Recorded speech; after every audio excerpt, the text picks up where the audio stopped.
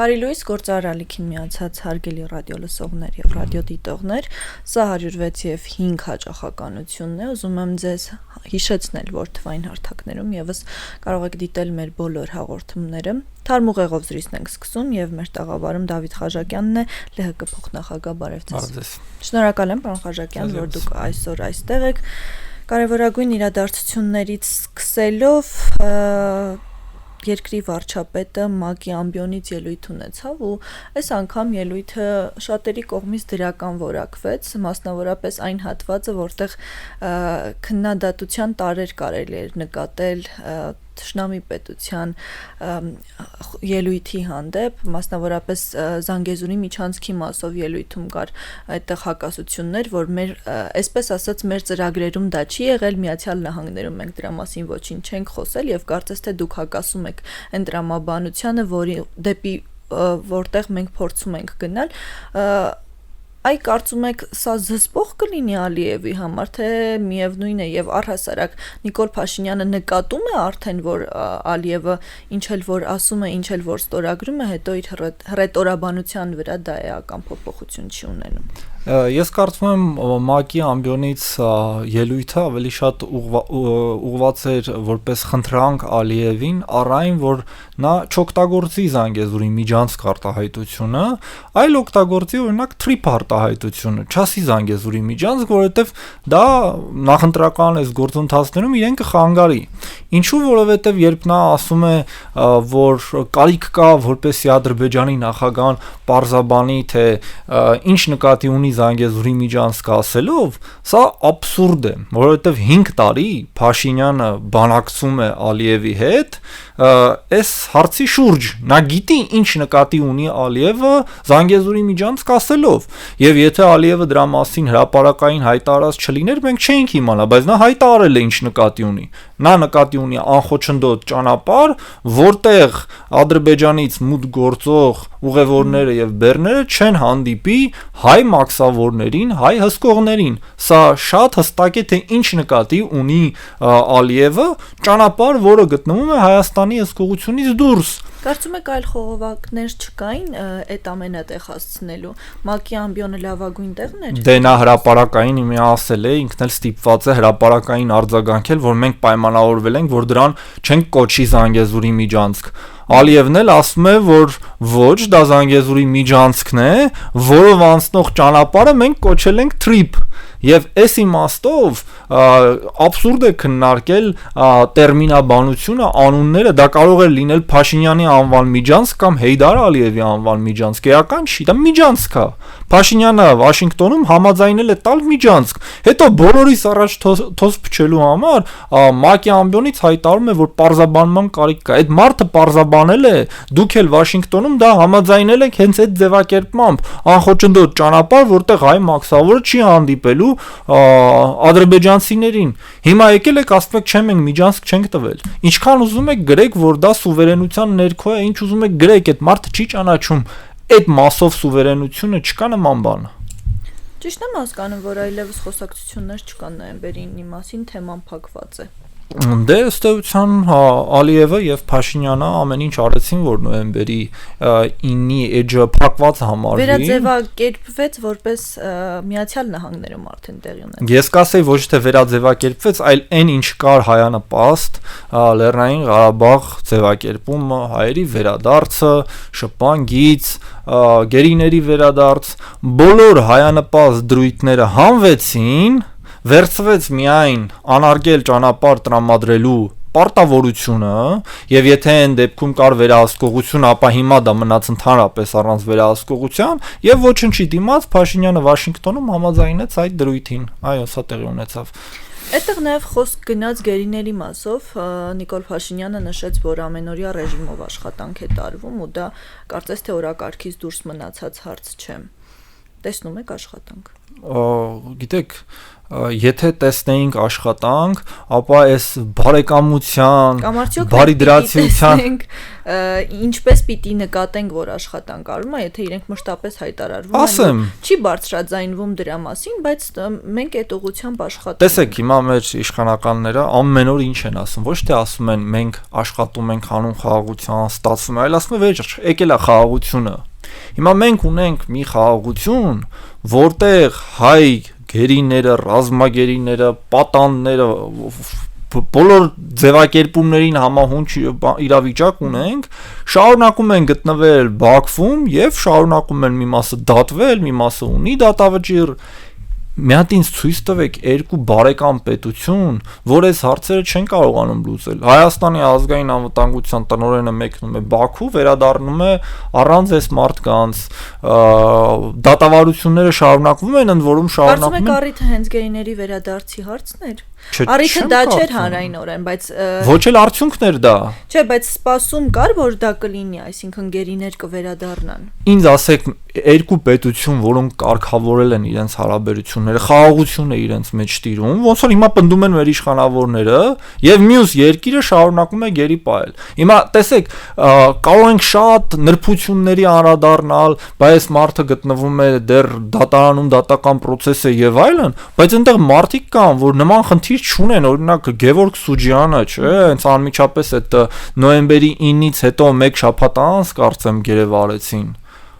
Երիտասարդ գերեվարումներ մենք ունենք նոյեմբերի 9-ից քաղաքացի, ես անվանապես իր օրինակը կարող եմ բերել, մինչև հիմա Բաքվում է։ Հիմա այդ երիտասարդին լավ ազատելը կարող է լինել բարի կամքի դրսևորում։ Չէ՞ որ Փաշինյանը բարի կամքի դրսևորման տեսքով ամեն ինչ զիջեց Ալիևին, ամեն ինչ ստրատեգիական Հայաստանի շահերը զիջեց։ Կարող էր Ալիևը զիջել մեկ անձի ազատությունը, որ Փաշինյանը ընդհանրապես ավելի վստահ կերպով մասնակցեր ընտրություններին։ Չէ, չեղավ դա, հետեւաբար խոսել, որ իրենք ամեն օր դրանով զբաղվում են, եթե իրեն զբաղված է, դա էլ թող չզբաղվեն, թող ուրիշը զբաղվի։ Այ վերջերս հաղորդման ժամանակ, երբ հարց ուղղեցի հյուրերից մեկին, կարծեմ հենց իշխանական թիմից էր, թե արդյոք մենք գերիներ ունենք Բաքվից, այստեղ պահվող, նշեց, որ ոչ, մենք չունենք գերիներ, որովհետև փոխանակվել են բոլորը, ովքեր կային այստեղ, եւ եթե մենք անընդհատ փոխանակման տրամաբանությամբ ենք գնում եւ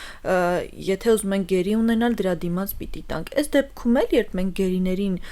ուզում ենք վերադարձնել, կրկին որևէ բան պիտի փոխանակման դնենք։ Ես ճիշտ եմ հասկանում։ Գիտեք ինչի են, այսպես ընդհանրական ձևակերպումներով ասում, ունենք գերիներ, աշխատում ենք նրանց վերադարձի համար, որովհետև իրենց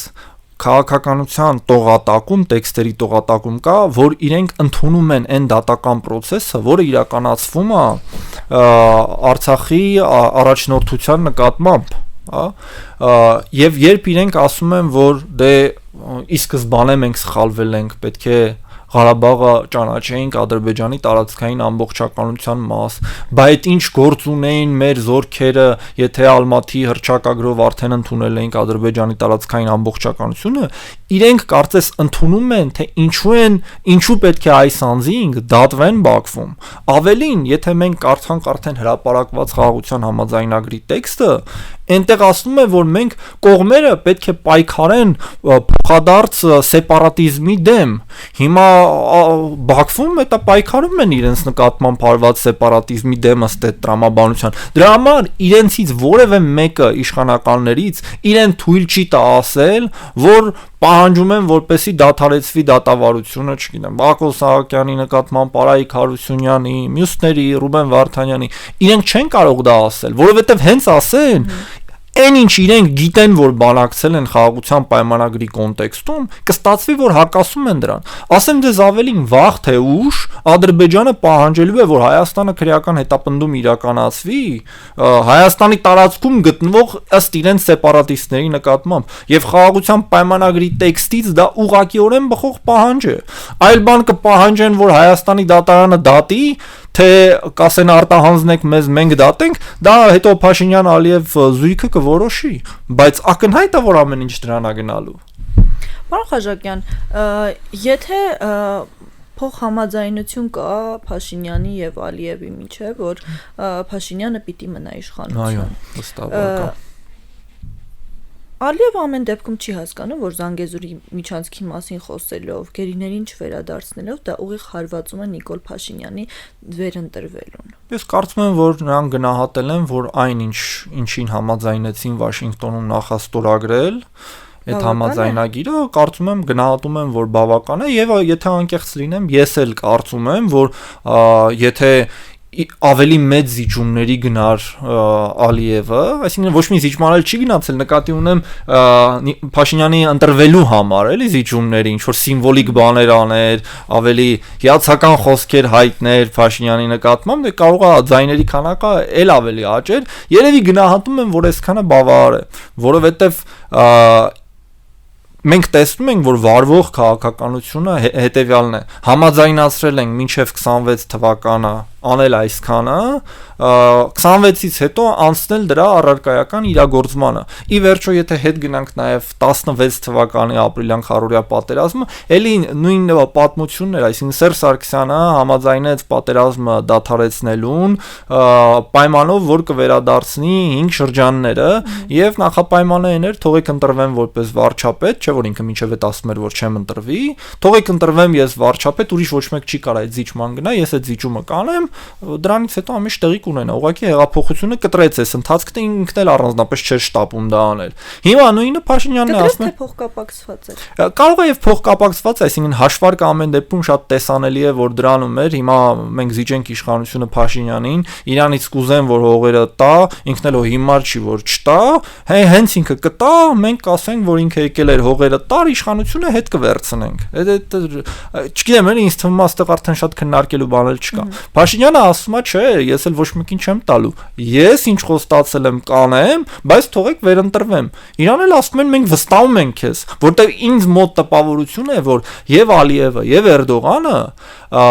հրապարակային չհնչող շատ բաների շուրջ, որ տեսանելի է, որ պայմանավորվել են, հավատում են, որ նա դա կանի, եւ ես էլ եմ հավատում, որ նա դա կանի։ Այսինքն 26 թվականին վերընտրվեց, ինքը անցնելու է միջանցքի կառուցման process-ին, այդ ժամանակ արդեն բոլորս կտեսնենք, որ դա հստակ միջանցք է։ Դեռ կարող են տարբեր ձևերով մարդկանց խաբել։ Տարբերություն ամեն դեպքում չկա Սերժ Սարգսյանի եւ Նիկոլ Փաշինյանի դեպքում այն մասով, որ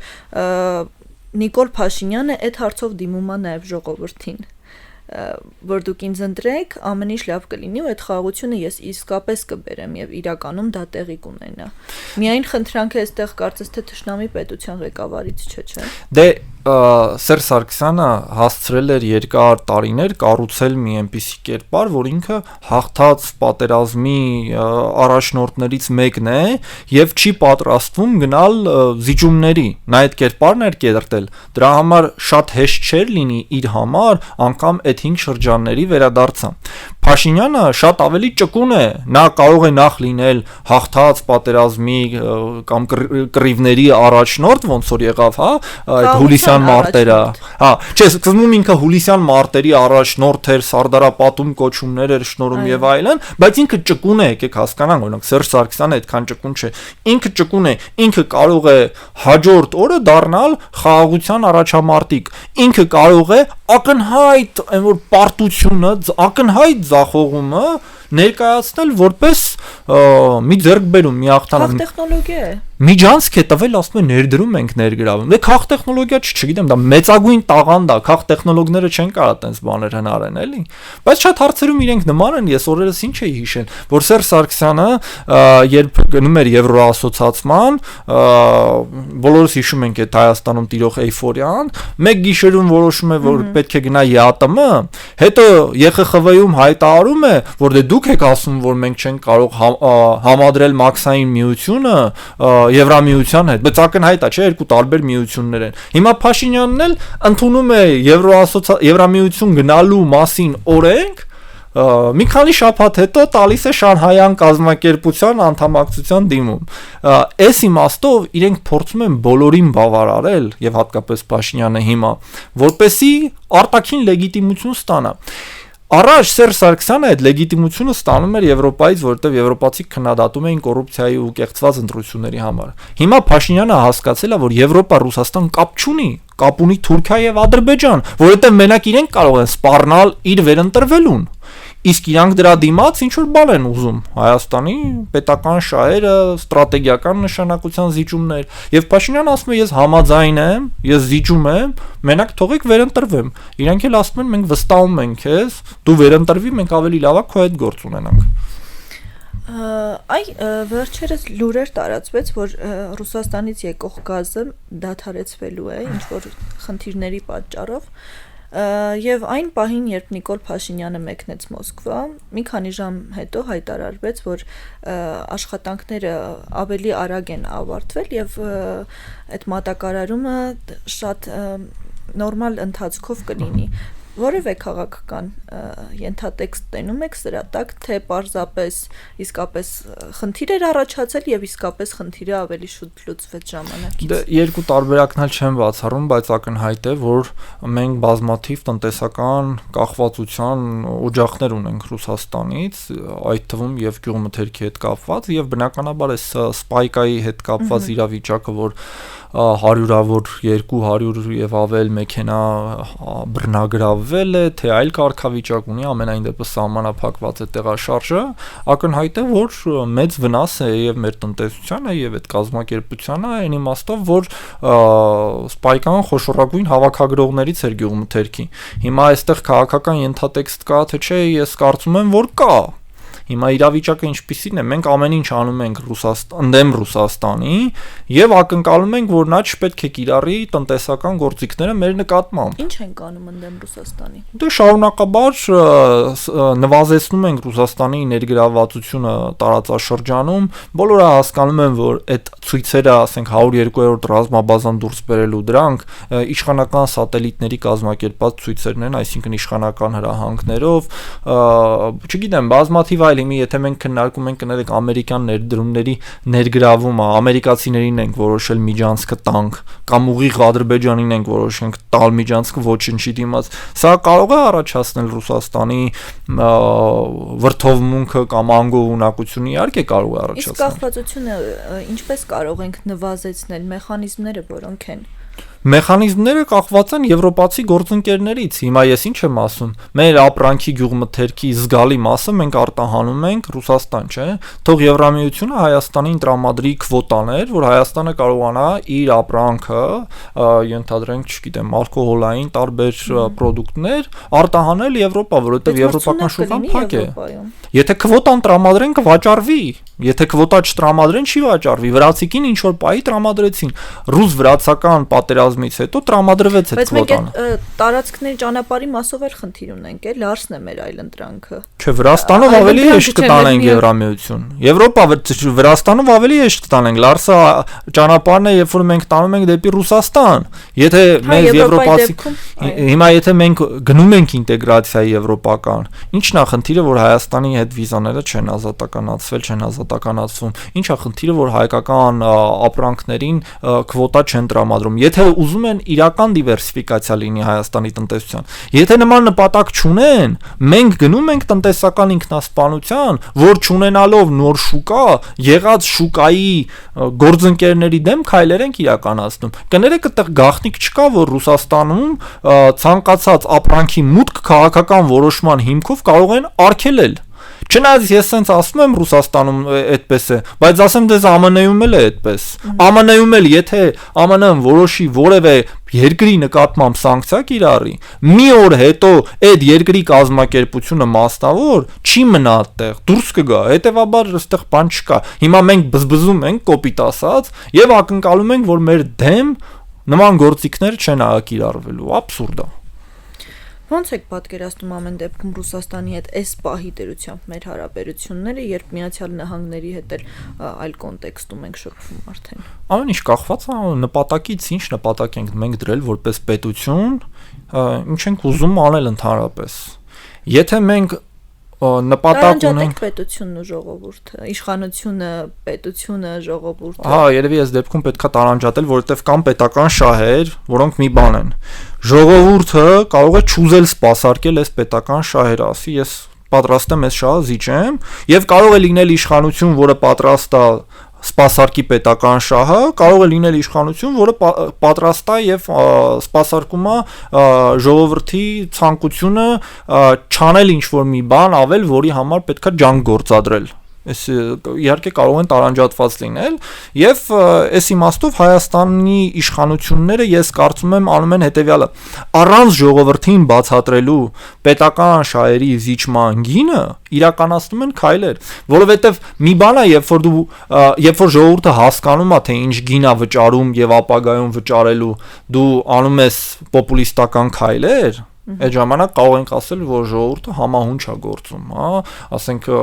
չպատերազմելը շատ ժողովուրդների ցանկությունն է, երբ որ առաջին աշխարհամարտից Ռուսաստանը դուրս էր գալիս բոլշևիկների գլխավորությամբ, դա ռուս ժողովրդի հավաքական ցանկությունն էր, որ մենք էլ չենք ուզում պատերազմ, մենք անունը դրել էին իմպերիալիստական պատերազմ։ Հիմա նույնը անում է Հայաստանի իշխանությունը, բայց հետևանքը չի բացատրում։ Օրինակ, եթե Հայաստանի իշխանությունը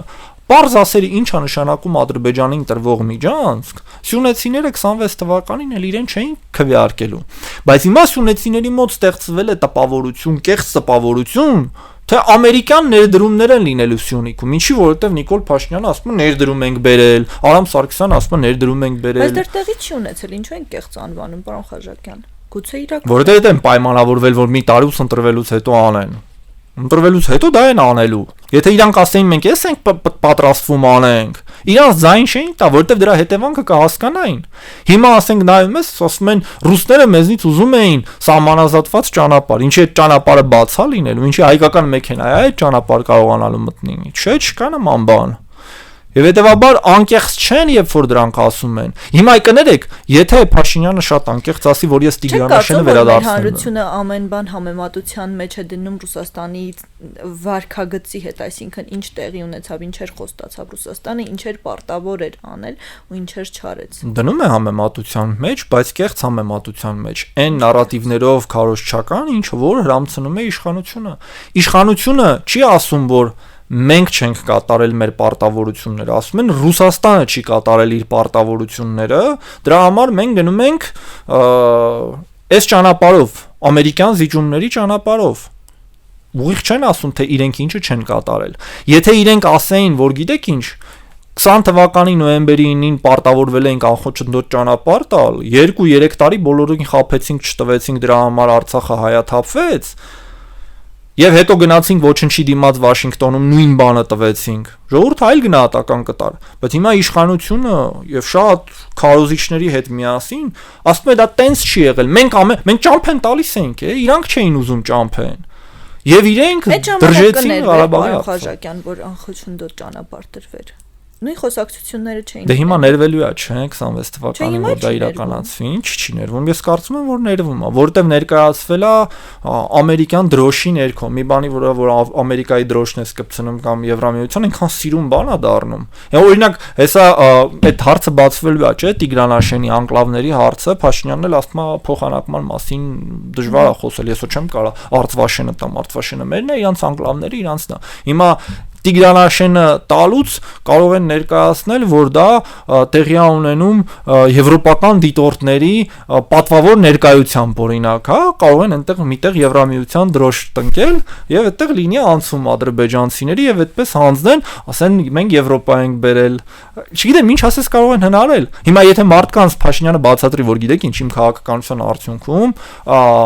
երկու ստրատեգիական ճանապարհ կտրվելու է, մարդիկ կընտրեն իրան, թե չէ, չեն ընտրի։ Դրա համար ինքը դա չի ասում։ Ինքը այլ կերպ է ձևակերպում։ Ինքը ասում է ես ուզում եմ Արցվաշենը, բայց դրա տակ հասկացում է, որ ինքը ի վերջո համաձայնելու է տալ Տիգրանաշենը։ Դա շատ պարզ է։ Եթե իշխանափոխություն տեղի ունենա, այս process-ների ընթացքը ինչպիսին եք պատկերացնում։ Եթե իշխանափոխություն տեղի ունենա, այլ ճանապարհով նոր իշխանությունը պետք է գնա Ադրբեջանի հետ հարաբերություններ կառուցելու։ Այսինքն չասի ես պատրաստ եմ ցանկացած զիջման, ասի ես պատրաստ եմ փոխզիջումների, բայց նաև պատրաստ չեմ երկկողմ ճանապարհով դա իրականացնելու, որովհետև տեսեք, Ալիևը ասում է ես մենք կարողացել ենք գալ համաձայնության, որովհետև երկկողմ ենք բանակցել։ Դա ի՞նչ է նշանակում։ Դա նշանակում է, որ ինքը ինչ պահանջել է հայկական կողմից, հայկական կողմը դա իրականացրել է։ Եվ Վաշինգտոնյան համաձայնագրերը ամբողջությամբ գրվել են ադրբեջանական եւ թուրքական կաբինետներում։ Հայկական կողմը դրա վերաբերյալ նկատառումներ ընդամենը հայտնել։ Ինչն է տարբերությունը, պարոն Խաչատյան։ Այն մենք միջնորդ տարբերակներով էլ ենք բանակցել եւ նույն վատ արդյունքներն ենք ունեցել։ Տեսեք, տեսականորեն երկիրը անմիջապես հետ պատերազմյան վիճակում է, ավելի վատ վիճակում գտնվում, թե ասենք 4 տարի անց։ Դե 4 տարի անց։ Ենթադրվում է, որ անմիջական պատերազմը պարտված վիճակում դու ավելի վատ վիճակում ես գտնվում։ Այսինքն 4 տարի անց դու պետք է ինչ-որ բան արած լինեիր, որ քո բանակի վիճակը բարելավեիր, քո վիճակը բարելավեիր։ Հիմա ինձ բացատրեք, ոնց եղավ, որ նոյեմբերի 9-ին 2020 թվականին մենք ստացանք ավելի լավ փաստաթուղթ, որտեղ Արցախահայությունը իրավունք ստացավ վերադառնալու եւ վերադարձավ, եւ 4 տարի, 5 տարի անց մենք ստացանք փաստաթուղթ, որտեղ անգամ մարդկանց գույքային իրավունքների մասին որևէ գրվածք չկա, ինչպես դա եղավ։ Դա եղավ հենց սրա արդյունքում։ Հայաստանը ինքը նոյեմբերի 9-ի փաստաթուղթ առանց ռուսական միջնորդության չէր կարող ստանալ, որովհետև Ադրբեջանը ամբողջությամբ կօկուպացներ Արցախը, մի բան էլ ավել կվերցներ այն ինչ որ ինքը ուզում էր վերցնել հայկական տարածքներից, եւ դրանով կինոն կավարտվեր 2020 թվականի նոյեմբերի 9-ին։ Բայց դա տեղի ունեցավ 23 թվականից հետո, ինչի, որովհետև մենք այդ երրորդ կողմի միջնորդությունից հրաժարվեցինք։ Մենք հրաժարվեցինք ռուսական կողմի միջնորդությունից։ Արցախի հայաթափումից հետո Ադրբեջանը հրաժարվեց եվրոպական եւ ամերիկյան միջնորդությունից։ Մենք շարունակեցինք երկկողմ բանակցել մի փաստաթուղթ, որը 25 թվականին Տրամպի վկայությամբ ստորագրեցինք, Տրամպը միջնորդ չի, Տրամպը վկայ է այդ փաստաթղթի տակ ստորագրած։ Հետևաբար ինչ է լինում, հետևանքը սա է լինում։ Ես վստահ ասում եմ, եթե մենք հետ փորձենք ներգրավել այդ երրորդ կողմին, որը Իսպանիան այլևս Եվրոպան չի, ԱՄՆ-ն չի, այլ Ռուսաստանն է, մենք ավելի մեծ արդյունքի կարող ենք հասնել։ Մենք մեզնով կարող ենք, եթե մենք ցանկանում ենք, ո՞ւմ է այդ երկիրը բայց ներգրավի։ Եթե իր քաղաքացիներին բացատրում են, որ գիտես ինչ սրա հետևանքը վատ է լինելու, քաղաքացիներին դեռևս պատերազմի հետևանքներն էլ պիտի բացատրեն, այսքան կորուստ ինչի ունենք, այս ինչ վիճակում ենք հայտնվել, տնտեսապես լավ չենք։ Կարծում եք մի հատ էլ բացատրելու ցանկություն կլինի, թե ինչու ենք միջնորդություն ցուցաբերում այս երկրների։ Դե շատ դժվար է, ինչի, որովհետև տոտալ ռոպագանդա է իրականացվում, տոտալ, եւ դա աշխատող ռոպագանդա է։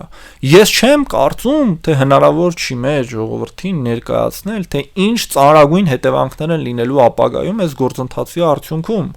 Դա հնարավոր է, ուղղակի իրանց խափում են, բառացիորեն իրենց խափում են, իրանց չեն ասում, որ մենք որոշել ենք մեր սուվերեն տարածքից միջանցք տրամադրել։ Իրենք ասում են, որ դա ամերիկյան ներդրում է։ Իրենք չեն բացատրում մարդկանց, թե ինչ է նշանակում ապագայում իրավունք չունենալ ներգրավելու այլ երկրի զինված ուժեր մեր փոխադարձ սահմանին, թե ինչքան դա սուվերենության զիջում է, բայց դա է խաղաղության պայմանագրում գրված։ Իրանք մարդկանց չեն բացատրում, թե սեպարատիզմի դեմ պայքարելու տակ Ադրբեջանը ինչ է հասկանում։ Իրենք մարդկանց չեն ասում ինչ է։ Իրականում այլ հակագծերը բացելու կարիք կա։ Ոչ թե բացելու կարիք կա, դրանք բացված են։ Ուղղակի տոտալ քարոզչությունը հակառակ ուղղությամբ է գնում։ Հակառակ ուղղությամբ մարդիկ համոզված են, որովհետև իրենց վարչապետը ասում է ես բերել եմ խաղաղություն, ոչ թե ես խաղաղության ճանապարհին եմ, այլ ասում է վերջ խաղաղությունն է, մի տարի չեն կրակել։ Եվ մարդկանց շատ դժվար է բացատրել, որ գիտեք ինչ, այդ որ այն գյուղերը զիջվեց, այս արվեց, այն արվեց, այդ ա եղել չկրակելու գինը։ Բայց ենթադրենք մենք համաձայն ենք այդ գնին, դեռ էլի գին կա վճարելու։ Մարդիկ մտածում են այսքաններ ու վերջ։ Այս խնդրեմը սրանում է։ Շնորհակալություն պարոն Խաչատյան, թարմ ուղեղով իմ զրուցակից ԼՀԿ փոխնախագահ Դավիթ Խաչատյանն էր, երկրորդ խոսափողի մոտ Մոնիկա Մամյանը աշխատեց ձեզ համար, շարունակեք հետևել գործարարալիքին, լսել մեր զրույցները, կհանդիպենք։